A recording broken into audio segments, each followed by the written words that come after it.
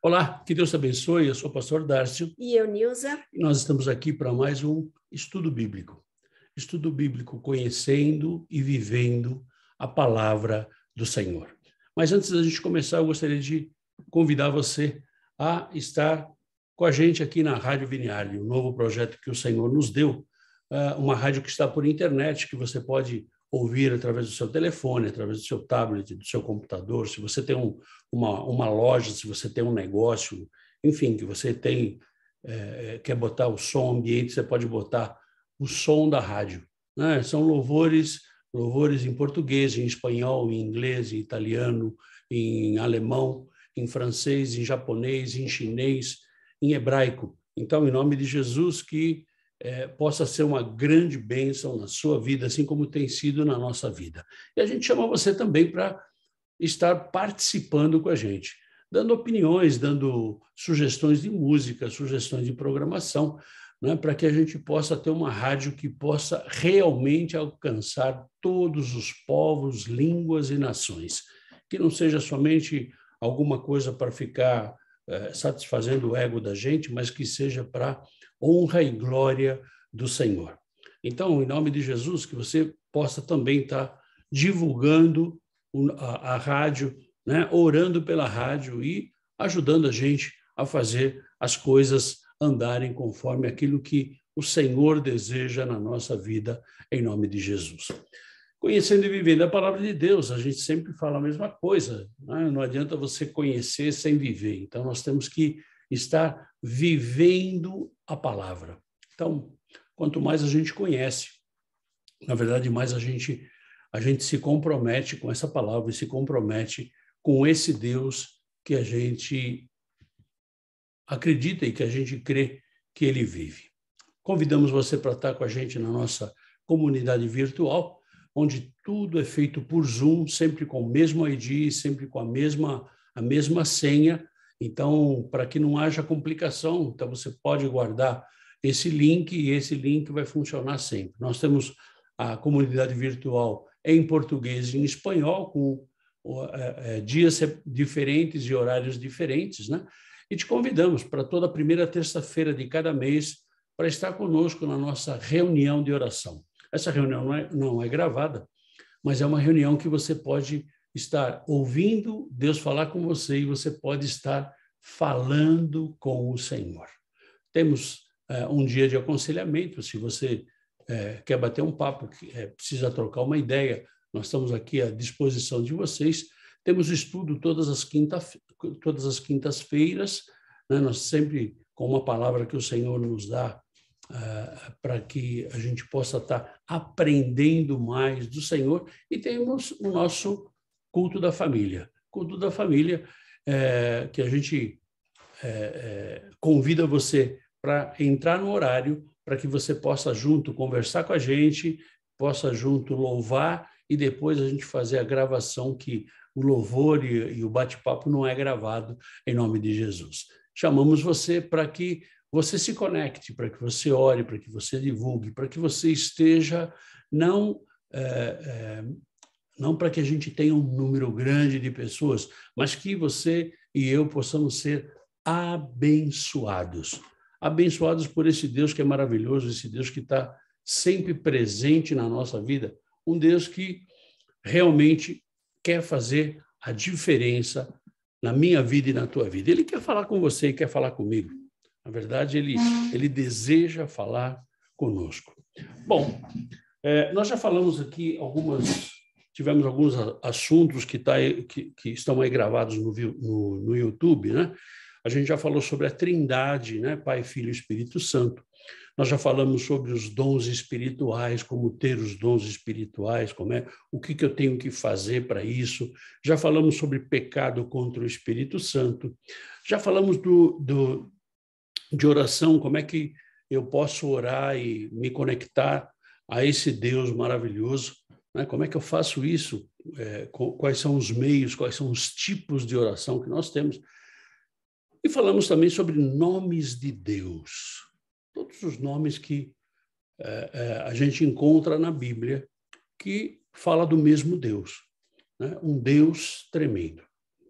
E hoje nós vamos conhecer um pouco mais desse Deus, um pouco mais de um Deus que teoricamente nós servimos, que teoricamente nós cremos, que teoricamente nós seguimos. Por que eu falo teoricamente? Porque depende de cada um, né? Depende de você e depende de mim, depende do meu envolvimento, né, com esse Deus Todo-Poderoso. Bom, o assunto de hoje não é um assunto menos importante, mas hoje nós vamos falar sobre os atributos de Deus. Atributos de Deus é diferente de nomes de Deus, né? Os nomes de Deus são os nomes que aparecem na palavra, que aparecem na Bíblia, como é chamado Deus, né? Agora, atributos são as qualidades de Deus. Mas antes da gente falar de atributo, a gente tem que saber quem é Deus. Quem é esse Deus que a gente fala? Quem é esse Deus Todo-Poderoso, né? O Deus que é um ser supremo, que é o Criador de todo o universo, o Criador de cada coisa que a gente vê nesse universo. Ele não tem princípio, ele não tem fim, né? A gente vai ver isso também. Ele sabe de todas as coisas, ele é onipresente, onisciente, onipotente. Ele tem poder para fazer todas as coisas. E Deus, a gente vai ver que Deus é espírito, né? Ele não tem limitações físicas, mas a gente vai ver que, além de criador, ele também não tem as limitações, ele também é um Deus de amor. Ele também é uma pessoa, não fisicamente como você e eu, mas ele tem sentimentos, né? É impossível a gente compreender a Deus, porque a nossa lógica é diferente da lógica de Deus. Ao mesmo tempo que é possível a gente conhecê-lo, né, é impossível a gente compreendê-lo, né? Por quê? Porque ele é muito maior e muito mais complexo do que você e eu. Então, a nossa cabeça, a gente não conseguiria racionalizar ou compreender a forma que esse Deus Todo-Poderoso ele pensa. E a gente vai ver que a Bíblia, que é a revelação de Deus, ela fala sobre quem é esse Deus. E nós vamos começar aqui, primeiro, definindo o que é o atributo. Os atributos de Deus são qualidades atribuídas ao caráter divino de Deus, de acordo com a sua autorrevelação, e que nos ajudam a entender um pouco mais sobre quem é esse Deus.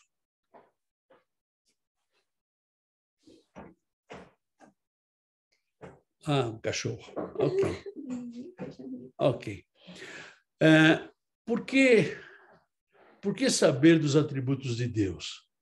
Na verdade, saber quais são os atributos de Deus é muito importante para qualquer cristão verdadeiro. E agora a gente começa a afunilar um pouco mais, né?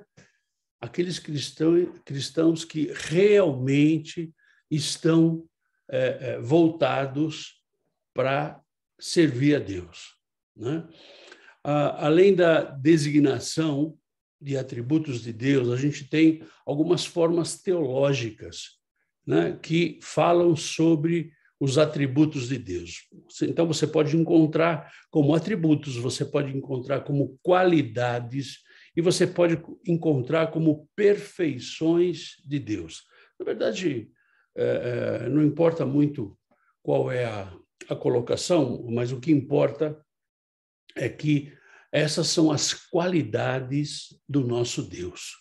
Devemos entender que essas expressões, na verdade, elas são sinônimos, né? Então, ninguém tem que ficar abismado quando encontrar ou atributos, ou qualidades, ou perfeições do próprio Deus. Paulo fala alguma coisa em Romanos capítulo 1, versículo 20. Porque os atributos invisíveis de Deus, assim o seu eterno poder, como também a sua própria divindade, claramente se reconhecem desde o princípio do mundo, sendo percebidos por meio das coisas que foram criadas. Ou seja, quando Paulo ele fala aqui, ele está falando dos atributos de Deus que ainda e ainda diz que tem atributos invisíveis. Então, nós não pretendemos aqui listar ou catalogar todos os atributos de Deus, mesmo porque isso seria impossível. Impossível pela nossa limitação humana, impossível pela nossa limitação espiritual, impossível porque a própria palavra diz que tem atributos que são invisíveis. Então, se são invisíveis, eu não vou conseguir determiná-los, né? Então, nós vamos aqui listar alguns atributos, não são muitos, mas a gente vai listar alguns atributos aqui. Bom, a importância de conhecer os atributos de Deus. Deus é um ser pessoal, a gente não pode esquecer disso, né? Que Deus é uma pessoa, né? Então, ele tem o quê? Ele tem um intelecto, diferente do nosso, né? Porque ele é um ser superior a nós, mas ele tem um intelecto, né? E a gente vê isso no Salmo 139, versículo 17. Que preciosos para mim, ó Deus, são os teus pensamentos, e como é grande a soma deles. Ou seja, os pensamentos de Deus, né? Quando Davi fala aqui nesse Salmo 139, que é um salmo maravilhoso, um salmo que eu amo demais, a gente vê aqui o intelecto de Deus. Deus tem emoções, e a gente pode ver essas emoções de Deus aqui listadas no Salmo capítulo 78, versículos 40 e 41. Quantas vezes se rebelaram contra ele no deserto e na solidão o provocaram? Tornaram a tentar a Deus, agravaram o Santo de Israel. Ou seja, ele tem emoções. É um Deus que sente. E ele sente quando você e eu saímos do caminho dele. Ele sente quando você e eu pecamos. Ele sente. É um Deus de emoções. É um Deus que também tem vontades, né? Ele tem desejos, né? E a gente vê isso, Paulo falando em 1 de Coríntios, capítulo 1, versículo 1.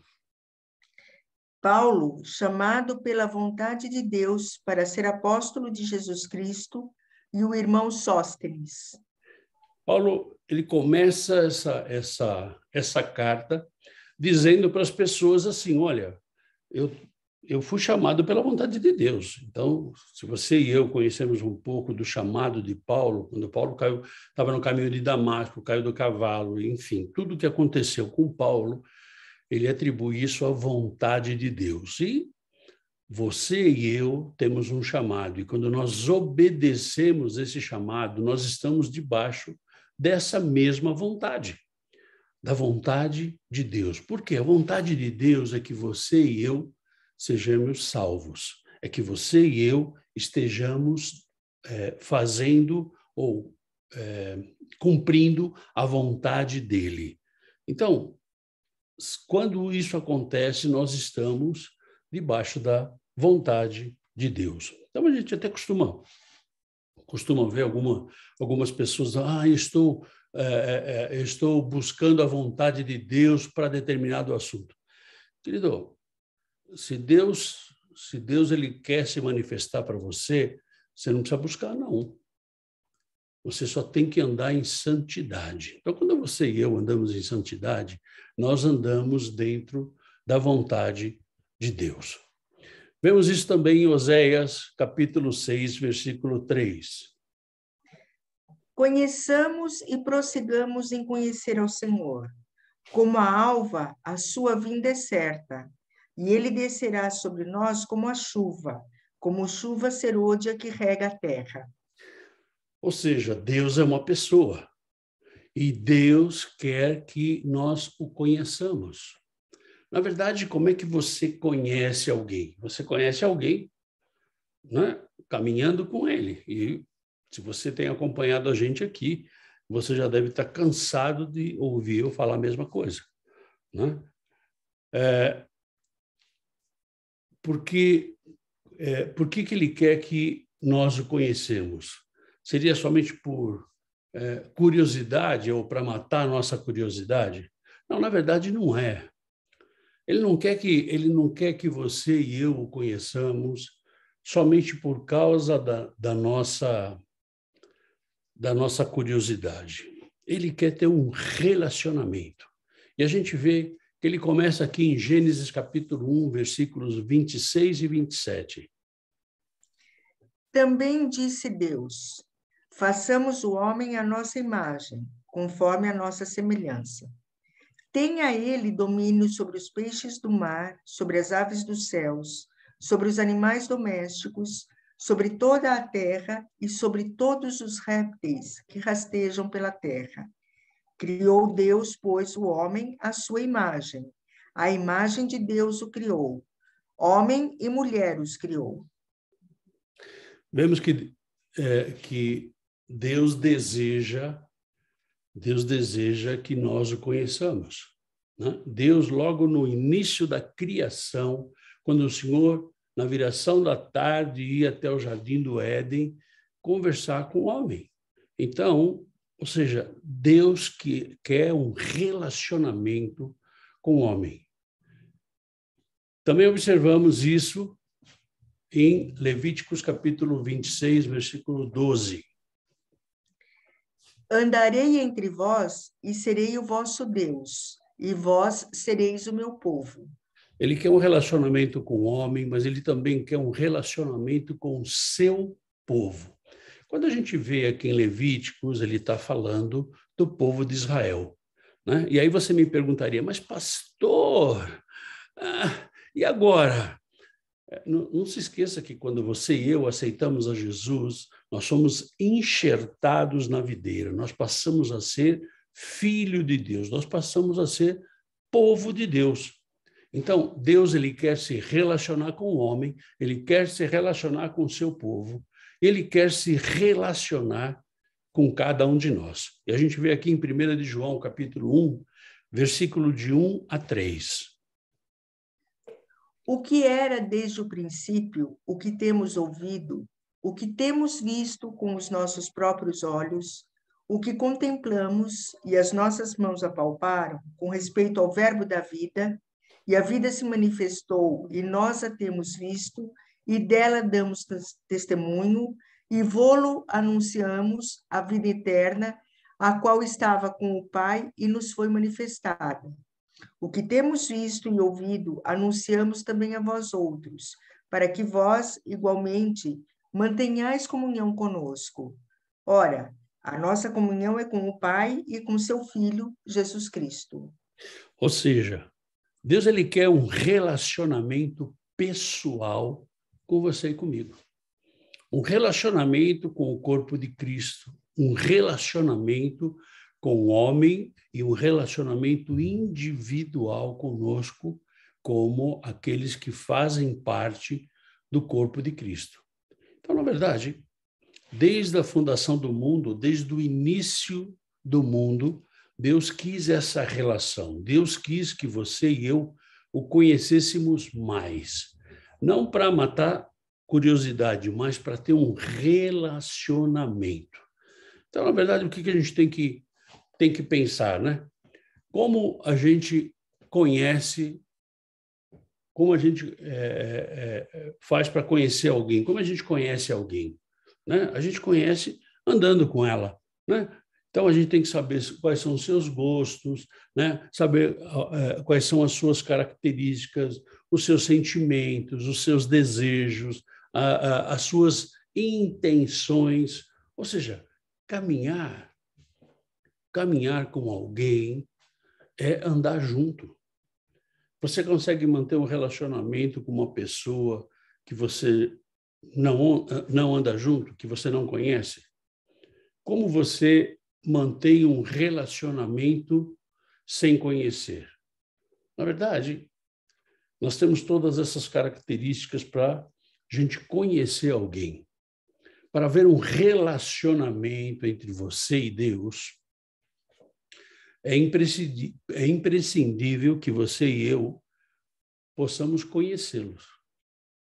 E para a gente conhecer a Deus, a gente tem que conhecer quais são os seus atributos, quais são os seus desejos, as suas características, os seus sentimentos. A gente tem que saber como que eu posso conhecer esse Deus se eu não caminho com esse Deus. E Deus, na sua liberdade, Ele dá liberdade para você e para mim, né? Ele dá liberdade para que você e eu escolhamos o caminho que nós queremos seguir. Quando Ele criou o homem, e a gente vê lá isso em Gênesis 1:31, Ele criou o homem perfeito. Gênesis 1. Viu Deus tudo quanto fizera, e eis que era muito bom. Houve tarde e manhã o sexto dia. Ou seja, se ele viu que era muito bom, né, ele criou o homem perfeito, o homem sem pecado. Mas ele criou o homem com a liberdade de escolha. É meio esquisito quando a gente fala nessa liberdade de escolha, nesse livre-arbítrio, né? Sendo que ele é Deus Todo-Poderoso, por que simplesmente ele não obrigou você e eu a aceitá-lo? Porque a gente vai ver que um dos atributos de Deus é justiça. E ele não vai fazer isso porque ele é justo. Em Gênesis capítulo 3, versículo 11. Perguntou-lhe Deus: quem te fez saber que estavas nu? Comeste da árvore de que te ordenei que não comesses? Ou seja, ainda que estivesse no jardim do Éden, ainda que estivesse debaixo de uma ordem de Deus, Adão e Eva puderam pecar. Eles tiveram a liberdade de escolha. Eles não eram prisioneiros. E, na verdade, quando nós aceitamos a Jesus como nosso Salvador, nós não somos prisioneiros, nós deixamos de ser prisioneiros do pecado. E aí começamos a nossa vida de transformação. Então, Deus te dá essa liberdade. E, dentro dessa liberdade, Deus ele diz para você e para mim, né? Lá em Romanos capítulo 3, versículo 23. Pois todos pecaram e carecem da glória de Deus. Ou seja, ele deixa muito claro que somos pecadores. E Deus podia simplesmente falar assim, quer saber? Eu vou perdoar todo mundo, né? E aí eu não preciso mandar Jesus para sofrer, morrer, para que eles possam ser salvos. Mas não é assim que a coisa funciona. Deus espera que nós, como pecadores, aceitemos a Jesus e desejemos nos relacionar com Ele. Ele não espera que você e eu sejamos meros robôs, né? Fazendo só o que Ele quer. Não, Ele nos dá liberdade, ainda quando você aceita Jesus como Senhor da sua vida, Ele não tira a tua liberdade de escolha. Você e eu, muitas vezes, escolhemos errado, verdade? Nós escolhemos errado. Porque Deus nos dá essa liberdade. E a liberdade que é dada por Deus, para você e para mim, Ele não vai tirar. Então, quando você aceita Jesus, na verdade, você não está perdendo a liberdade de nada. Você continua fazendo o que você quer. Só que quando você sabe que você está caminhando no pecado, que você está caminhando entristecendo a Deus, então, na verdade, o que você faz? Você quer voltar para os caminhos do Senhor. E como é que eu faço isso? Aceitando a Jesus. E a gente vê aqui Paulo falando em 1 de Coríntios, capítulo 15, versículos 51 e 52. Eis que vos digo um mistério. Nem todos dormiremos, mas transformados seremos todos, num momento, num abrir e fechar de olhos, ao ressoar da última trombeta. A trombeta soará, os mortos ressuscitarão incorruptíveis, e nós seremos transformados. Ou seja, a promessa que nós temos é de transformação. Nós seremos transformados quando a gente aceita Jesus e recebe o Espírito Santo e começa o nosso processo de transformação. E o nosso corpo também vai ser transformado quando soar a última trombeta. Então, é a vinda de Jesus e aleluia, glória a Deus, vai ser uma grande bênção. Né? Não vai ser para todos, porque aqueles que não aceitaram a Jesus ou aqueles que permaneceram no pecado, infelizmente, vão ficar no caminho. Né? A gente podia fazer uma lista de atributos. Né? A gente podia listar aí uma série de atributos, ou tentar fazer uma lista dos atributos de Deus, mas nunca ela estaria completa.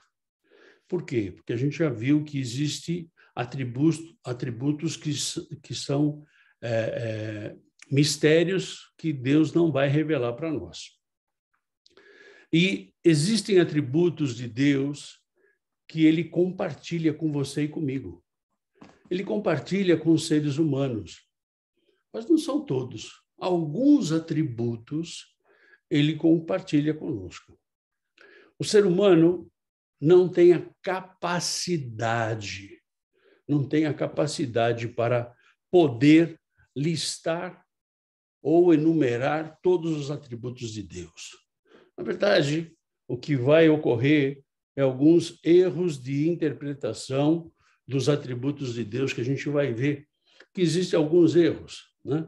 Algumas pessoas, né, por não compreenderem adequadamente os atributos de Deus, acabam cometendo erros gravíssimos na interpretação das Escrituras.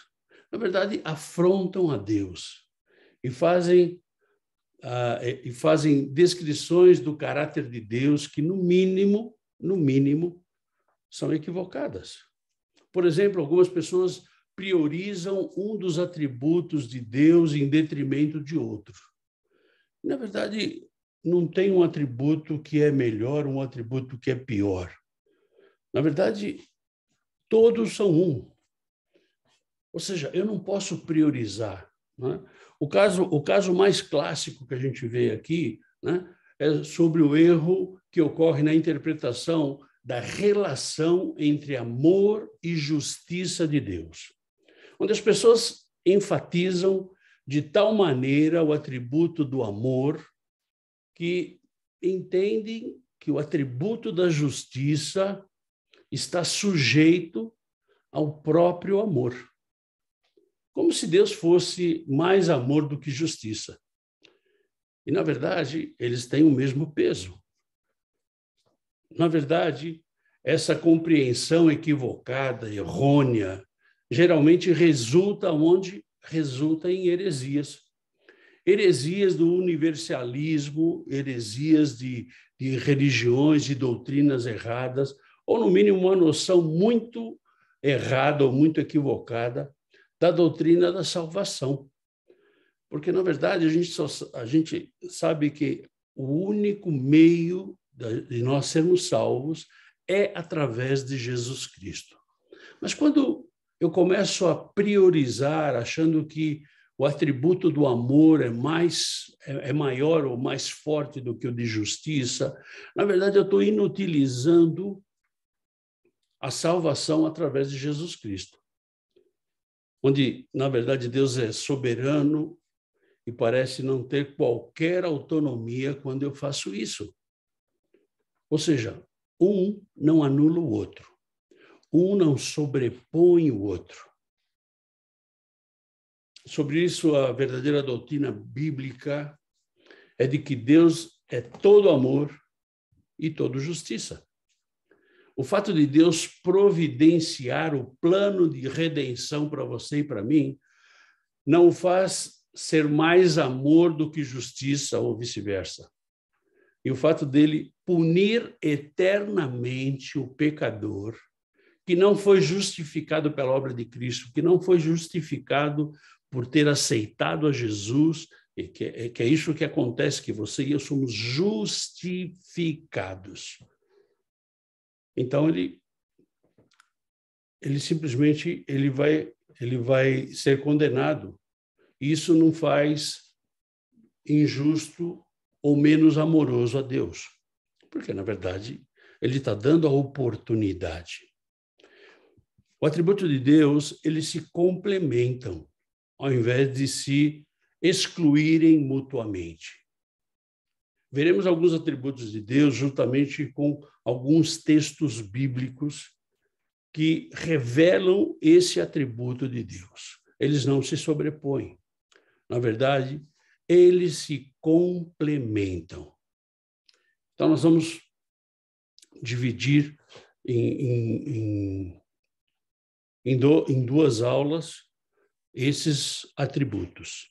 Hoje nós vamos começar com um atributo que o texto bíblico mostra para nós, que se chama aceidade. Aceidade é a qualidade de ser que existe por si mesmo, ou seja, é a qualidade de Deus. Significa que Deus é autoexistente, é autossuficiente. Ele não necessita de nada nem de ninguém para continuar a existir. Ou seja, ele não depende de você e de mim, ele não depende de nada, ele não depende de ninguém, ele não depende de nada que esteja fora de si mesmo para ser o que ele é, para ser o Deus Todo-Poderoso. Obviamente, a aceidade está diretamente ligada à eternidade de Deus. E a gente pode ver isso em Salmo capítulo 90, versículos 1 e 2. Senhor, tu tens sido o nosso refúgio de geração em geração.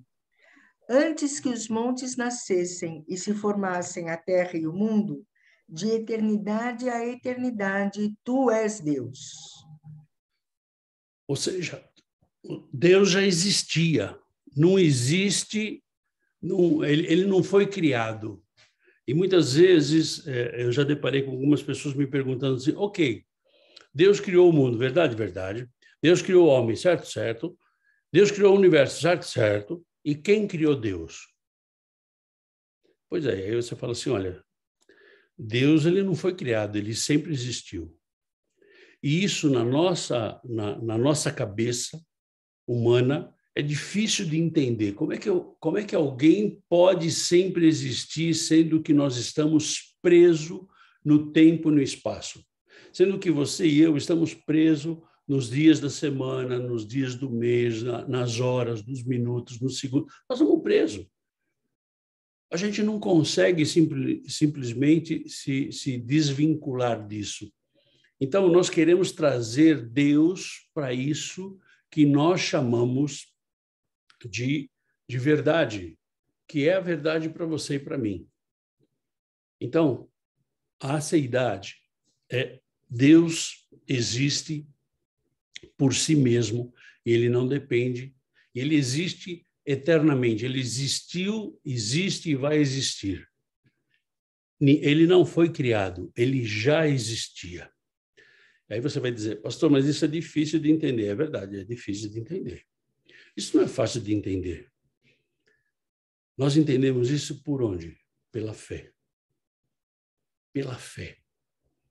Se eu não creio nisso, eu posso mudar de Deus.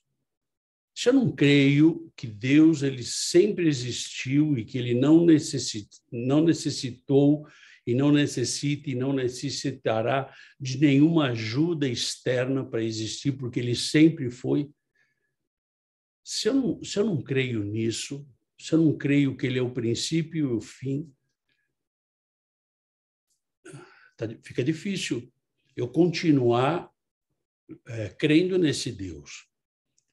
Então, esse atributo de Deus é algo que ele não compartilha nem com você, nem comigo. Porque nós temos a nossa validade, né? Você nasce, cresce e morre. E Deus não. Deus ele já existia. O segundo atributo de Deus é a sua onipotência. Onipotência significa que Deus possui todo o poder. Ou seja, ele é potente, ele não precisa de absolutamente nada. Então, a gente vê aqui em Gênesis capítulo 17, versículo 1. Quando atingiu Abrão a idade de 99 anos, apareceu-lhe o Senhor e disse-lhe: Eu sou o Deus Todo-Poderoso. Anda na minha presença e sê perfeito. Eu sou o Deus Todo-Poderoso. Deus ele se apresenta a Abrão, né? Porque Abraão não conhecia Deus ainda. Então, Deus já se apresenta dizendo assim, sabe quem eu sou? Eu sou o Deus Todo-Poderoso, eu sou o Deus onipotente.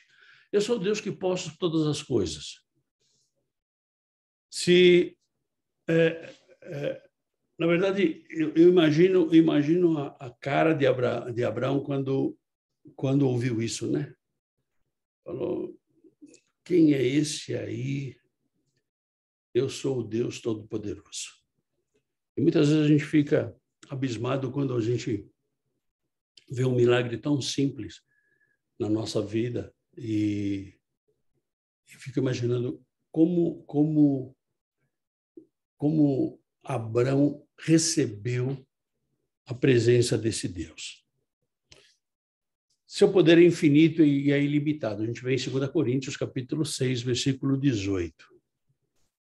Serei vosso pai, e vós sereis para mim filhos e filhas, diz o Senhor Todo-Poderoso. Deus é soberano, né? E ele é capaz de cumprir todos os seus propósitos. Então, ele quer aceitar você e eu como filho. Ele tem o poder, ele é o Deus Todo-Poderoso e ele pode fazer isso. Ele não está limitado a nada e tampouco a ninguém. Ele é onipotente. A gente vê isso em Apocalipse, capítulo 1, versículo 8. Eu sou o Alfa e Ômega, diz o Senhor Deus, aquele que é, que era e que há de vir, o Todo-Poderoso. Ou seja, simplesmente, quando João escreveu Apocalipse, ditado pelo próprio Jesus, ele simplesmente diz assim, olha, eu sempre existi. Eu sou o princípio e o fim. Eu sou o que era, o que é e o que há de vir. Eu sou o Todo-Poderoso. Eu sou o Deus onipotente. Esse atributo também Deus não compartilha com você e comigo. Imagina você ou eu, né, tendo essa onipotência de Deus nas nossas mãos. A gente vai fazer um monte de bobagem, na verdade é essa, né? Um outro atributo de Deus é a onisciência. Onisciência significa que Deus conhece todas as coisas de modo completo e absoluto. Ou seja, quando a gente vê, por exemplo, lá no Salmo 139, versículo 1 e 2. Sabes quando me assento e quando me levanto. De longe penetras os meus pensamentos. Senhor, tu me sondas e me conheces. Ele é o Deus Todo-Poderoso, o Deus onisciente, o Deus que conhece todas as coisas. Então, eu posso até estar falando com você e pensando outra coisa, mas para Deus eu não consigo fazer isso. Para Deus eu não consigo. Por quê? Porque o conhecimento dele é infinito. O conhecimento dele é infinito, e a gente vê aqui em Hebreus capítulo 4, versículo 13. E não há criatura que não seja manifesta na sua presença. Pelo contrário, todas as coisas estão descobertas e patentes aos olhos daquele a quem temos de prestar contas. aos olhos daquele a quem temos que prestar contas. Ou seja, o conhecimento de Deus é infinito e não está sujeito a qualquer limitação. Ele vê todas as coisas. Ele não precisa pedir nenhuma informação. Ah, conta para mim aí, Darcio. Não, ele não precisa, não. Ele não tem dúvida das coisas. Ele é o Deus onisciente. Ou seja, ele conhece todas as coisas. E esse atributo também, Deus não dividiu conosco. Ainda bem, né? Imagina se ele divide com você e comigo esse atributo de onisciência. Outro atributo de Deus é o atributo da onipresença dele, que significa que Deus não é limitado a nenhuma forma, ou de nenhuma forma ao espaço, ele não está limitado a isso. Ele não tem limitação, ou seja, a sua presença é infinita. A gente vê isso no Salmo 139, versículos de 7 a 10. Para onde me ausentarei do teu espírito? Para onde fugirei da tua face? Se subo aos céus, lá estás. Se faço a minha cama no mais profundo abismo, lá estás também. Se tomo as asas da alvorada e me detenho nos confins dos mares, ainda lá me haverá de guiar a tua mão e a tua destra me susterá. Ou seja, Deus ele está presente em todos os lugares. E muitas vezes fica difícil para nós entendermos porque a gente não consegue estar em dois lugares ao mesmo tempo. Verdade? Ainda que seja por Zoom, né? Parece que eu estou aí no Brasil e estou aqui nos Estados Unidos também, mas isso é só parece, mas eu só estou aqui, eu não estou aí. Aí eu estou via vídeo. Mas Deus não. Ele é onipresente, então ele está em todos os lugares. A sua presença é infinita, de modo que ele está presente em toda parte, com toda a plenitude do seu ser, toda a plenitude do seu poder. E lembrando que, quando a gente fala de atributos de Deus, nós estamos falando da Trindade. Nós estamos falando do Deus Pai, Deus Filho e Deus Espírito Santo. Então, esses atributos estão na Trindade. Eles não estão separados, eles estão juntos. Outro atributo que a gente pode ver aqui de Deus é que Deus é eterno. Isso significa que Deus sempre existiu. Ele não foi criado por ninguém e está acima de qualquer limitação de tempo e espaço. Na verdade, ele não tem começo nem fim. E existe sem sucessão de momentos, ou seja, para ele não existe passado, presente e futuro, pois seu presente é sempre a própria eternidade. Ele é eterno, e a gente vê isso no Salmo 90, capítulo 90, versículo 2. Antes que os montes nascessem e se formassem a terra e o mundo, de eternidade a eternidade, tu és Deus. Ou seja, ele é eterno. Ele é onipresente, onisciente, onipotente. Ele não foi criado por nada.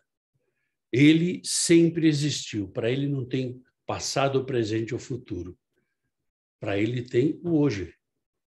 Por isso, muitas vezes a gente tem uma certa dificuldade em lidar com esse Deus.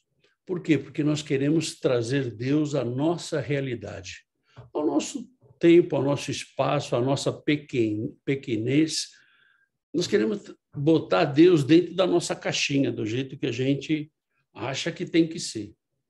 Mas a gente só viu 5 atributos dele até agora. E a gente viu que também esse atributo de eternidade, ele não deixou conosco.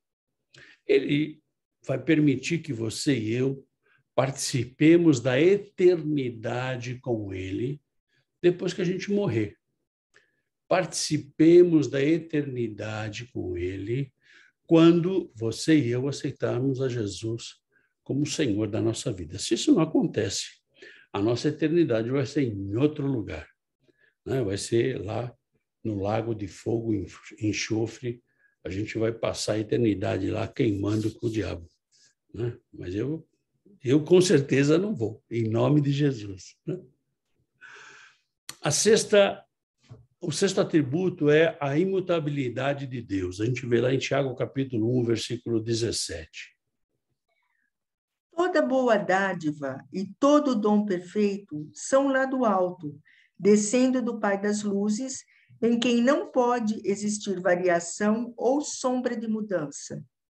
Ou seja, a imutabilidade de Deus. Deus não muda jamais. Deus não muda jamais. Ele é imutável. Essa imutabilidade significa que Deus jamais vai mudar, ou seja, tanto seu ser como suas perfeições não sofrem qualquer alteração. Ele muda. Ele não muda. Os seus propósitos e promessas não mudam. Ele continua com todas as promessas válidas para a sua vida e para a minha vida. Deus realmente, ele é imutável, né? Aí você vai me perguntar, pastor, existem exceções? Na verdade, existe uma exceção. Deus ser imutável não implica que ele não possa alterar decisões. Ele pode, por exemplo, retirar o castigo de sobre o pecador. E aí você vai ver lá em Jonas, capítulo 3, versículos de 6 a 10. Chegou esta notícia ao rei de Nínive. Ele levantou-se do seu trono, tirou de si as vestes reais, cobriu-se de pano de saco e assentou-se sobre cinza. E fez-se proclamar e divulgar em Nínive, por mandado do rei e seus grandes, nem homens, nem animais, nem bois, nem ovelhas, provem coisa alguma, nem os levem ao pasto, nem bebam água, mas sejam cobertos de pano de saco, tanto os homens como os animais, e clamarão fortemente a Deus, e se converterão, cada um do seu mau caminho e da violência que há nas suas mãos. Quem sabe se voltará a Deus e se arrependerá e se apartará do furor da sua ira, de sorte que não pereçamos? Viu Deus o que fizeram, como se converteram do seu mau caminho. E Deus se arrependeu do mal que tinha dito lhes faria e não o fez. Ou seja, existe uma exceção? Sim. A exceção é para o pecador arrependido. Então, se você lê o livro de Jonas, que é um livro pequenininho, né, você vai ver que Jonas foi enviado para dizer para o povo que Deus ia acabar com Nínive. E quando Jonas fez isso, o povo se arrependeu. Então, se você traçar um paralelo sobre Nínive com Sodoma e Gomorra, você vai ver que o tratamento foi diferente. Foi diferente por quê? Porque em Nínive houve arrependimento. Sodoma e Gomorra não houve arrependimento. Então, Deus ele pode mudar, ele pode fazer uma exceção? Sim. E a exceção é simples. A exceção é só para as pessoas que se arrependem. Então, assim como você e eu, nós aceitamos a Jesus e nos arrependemos dos nossos pecados, o Espírito Santo mostrou para nós que aquilo que a gente fazia era pecado e a gente ficou estarrecido como que a gente podia cometer aqueles pecados. Então, nós deixamos de pecar. Nós que estávamos condenados à morte eterna, nós deixamos de pecar, ou seja, nós nos arrependemos dos nossos pecados. E Deus muda a sorte da nossa vida. Aquele que ia para o inferno eterno, agora pode, se continuar sem pecar, se continuar servindo a Deus, assim, pode ir para o céu, né? Para a eternidade com Deus. Então, esse atributo imutável de Deus, ele só tem essa exceção, do pecador se arrepender. Um outro atributo é a infinitude de Deus. E a gente vê lá em 1 Reis, capítulo 8, versículo 27. Mas, de fato, habitaria Deus na terra? Eis que os céus e até o céu dos céus não te podem conter, quanto menos esta casa que eu edifiquei. A infinitude de Deus significa que Deus é infinito em seu ser e não sofre qualquer tipo de limitação. O tempo ou o espaço não pode limitar a Deus. Então, se você ler esse 1 Reis, capítulo 8, capítulo 7 e 8, você vai ver que eles estavam construindo um templo para Deus. Ou seja, Deus é ilimitado. Se ele é infinito, se ele é ilimitado, eu não consigo botar Deus dentro de um templo. Talvez a qualidade da infinitude de Deus seja um dos atributos mais fortes que de Deus que apresenta mais dificuldade de compreensão por parte dos seres humanos. Como é que Deus, que é infinito, que é ilimitado, como é que Deus pode vir habitar dentro de mim, que sou limitado e sou finito? Então, esse é mais uma dificuldade que nós, como seres humanos, temos de entender esse atributo de Deus. E nós vamos parando por aqui e a gente vai continuar na próxima semana a partir desse 8º atributo, que é o atributo dele ser um Deus único e um Deus trino. E aí a gente vai voltar lá para a Trindade, onde nós falamos de Deus Pai, Deus Filho e Deus Espírito Santo, porque aí a coisa começa a complicar. Como é que ele é único e é 3? Então, a gente vai ver isso na próxima semana. E se você tiver dúvida, seria bom até que você visse o vídeo que a gente deixou gravado aí no YouTube sobre a Trindade, para que você possa entrar com a gente aqui já no mesmo espírito e no mesmo pé. Eu agradeço você por estar conosco. As dúvidas e perguntas que você tiver, você pode escrever aqui embaixo e mandar para nós, ou na próxima semana você entra um pouquinho mais cedo e a gente vai esclarecendo essas dúvidas. Tá bom? A gente se vê na próxima semana com a parte 2 dos atributos de Deus em nome de Jesus. Tá bom? Nos vemos no domingo, cheio da força da unção e do poder do Senhor, em nome de Jesus. Fica na paz. Deus te abençoe. Tchau, tchau.